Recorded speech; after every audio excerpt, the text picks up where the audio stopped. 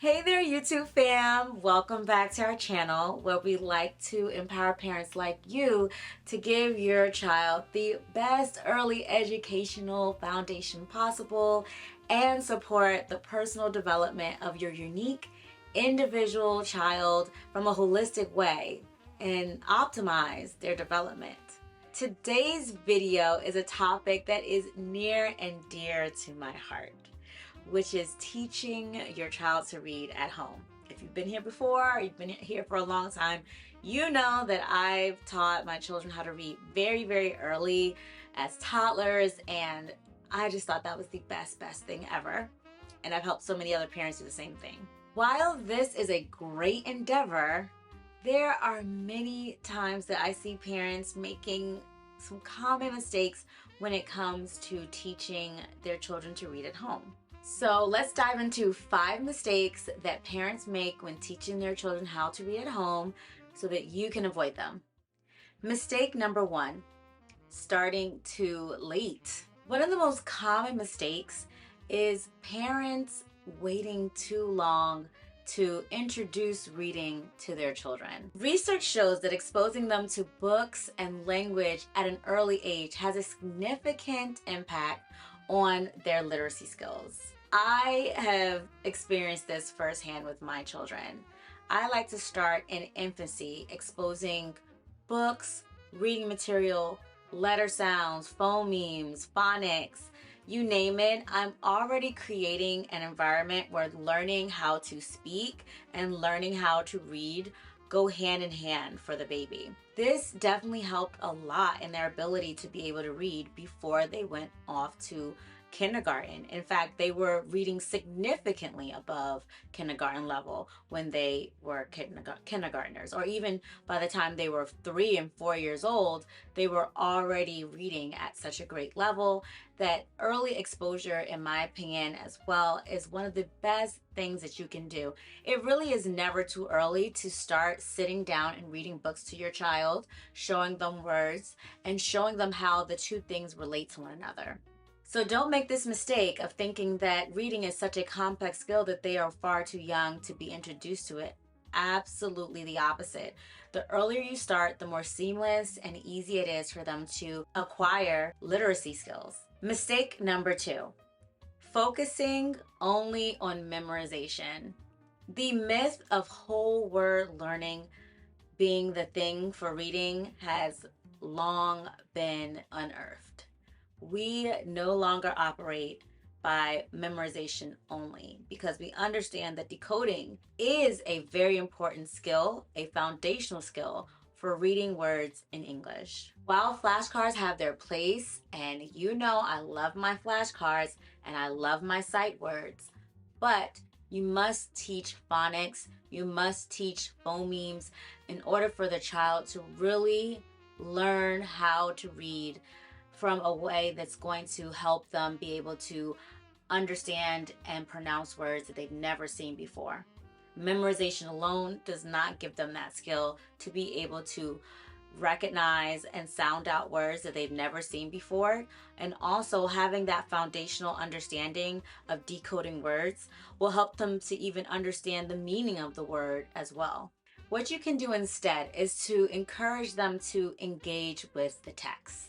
You can ask questions, make connections, talk about it. Just make sure that you are having a full experience of learning how to read that isn't solely based on memorizing a single word from a flashcard. So as a supporter of flashcards, I'm not saying don't use them. I certainly use them at the beginning of our learning experience and learning how to read. However, you want to make it an interactive experience. So make sure you aren't just doing flashcards only, and that you are incorporating phonics, that you are incorporating questions, connections. Just making it a full experience is so important instead of just drilling. And this leads me to mistake number 3, which is neglecting phonics. Some people in the past pushed whole word learning, and many students struggled to be able to read above a 3rd grade level because of whole word learning and memorization. that neglected phonics. It is essential to teach the children the parts of the word that make that sound. One of the things I like to do is teaching the letter sounds or phonemes before I even teach the names of the letter. That's how important those sounds are for me.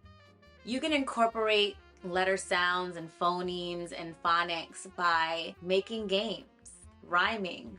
You can even use phonics-based apps on your phone. Just try your best to make it fun and memorable so that they don't even feel like they're learning, even though they definitely are. Mistake number 4, limiting book choices. It is critical to expose your child to a wide range of books, different genres and subjects.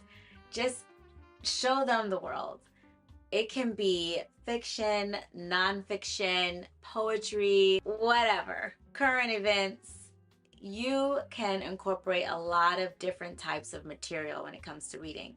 Now, advice that I actually got from Montessori is to start first with more nonfiction material and then work to fiction so that they have a really full and solid understanding of the world around them.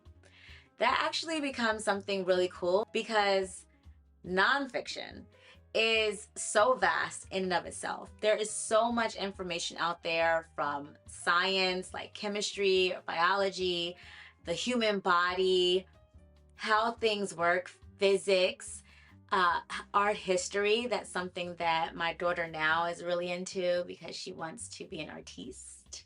So she's really into art history, and I already had a lot of those books at home because I was trying to give my children a very broad understanding of the world around them. But of course, we love our fictional characters, so we do have some of that as well. And it encourages them to use their imagination and, you know, pretend that they're a dog or something cute like that. But that gets them excited to sit down and read. And you know what? That really is the goal. Poetry is actually something that I kind of missed the mark on. I didn't have a lot of books that had poetry in them. So a few years ago, I bought Mr. Rogers' Neighborhood book of poetry from his show, and that was kind of the first introduction that I gave my kids to a book of poems. And it was such a great idea because it's the sweetest book, and if you haven't gotten it before, definitely get it. I'll leave links in my Amazon favorites below, and you can see some of the books that I buy for my kids, but that one is a treasure. I really love it. So by exploring diverse literature, you really give the child this foundation of loving to read and learn about the world around them in a very broad and open and exciting type of way. Mistake number 5. This is such a big one. Please, please listen to this. Oh, overemphasizing mistakes. Ooh, parents. I mean, I don't know if it's the nature of parents or what, but ooh, a lot of parents are very excited to point out a mistake. And sometimes that can suck the fun and the joy out of the entire learning experience. There is a time to correct, and there's a time to just sit back, let it happen, and then come in with a suggestion on how it's supposed to be said or done or whatever a little later on. Because learning how to read is a new skill for your child, so naturally there are going to be mistakes. It is a part of the process. However, over focusing on mistakes every time one happens can become a very frustrating experience for the child and for the parent. Instead, focus on celebrating the effort, celebrating progress that they've made so far in their journey of learning how to read. And when providing gentle guidance and support, you avoid making them feel very uncomfortable about making mistakes. Because being comfortable with making mistakes is a great way to have a child who is ready to take on different challenges. And as we know, once they start to progress and get older and older into their academic journey, they will be asked to do greater and greater challenges. So you don't want them to be afraid to make mistakes. You want them to be able to push through them, learn new things, be open, and so they can take on those risks of making mistakes. But that's the only way you get to be a person who is learning something or a person who can master something. Having that encouragement, having that positivity helps them be comfortable with making mistakes, and that's going to lead them to feeling confident, to being motivated. They won't be afraid to ask questions when they need to in the future. Yes, so fight the urge to overcorrect and think of being more supportive and celebratory of effort they are making. Okay, and there you have it. Those are some of the 5 common mistakes that parents make at home when teaching their children to read. But remember, we all make mistakes. Nobody's perfect. But by avoiding these common pitfalls, you will end up creating a nurturing and effective reading environment at home. If you are new to my channel and you like this family content where we try to empower parents to create an elevated learning experience for their children, create lasting memories, and build up the whole person of the child, as well as supporting the mothers of being authentically themselves throughout their motherhood journey and parenting.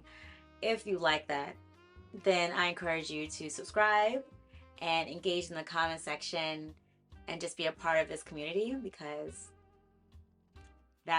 I just love this material and I love talking to you guys. So thanks for watching, and I will see you in the next video.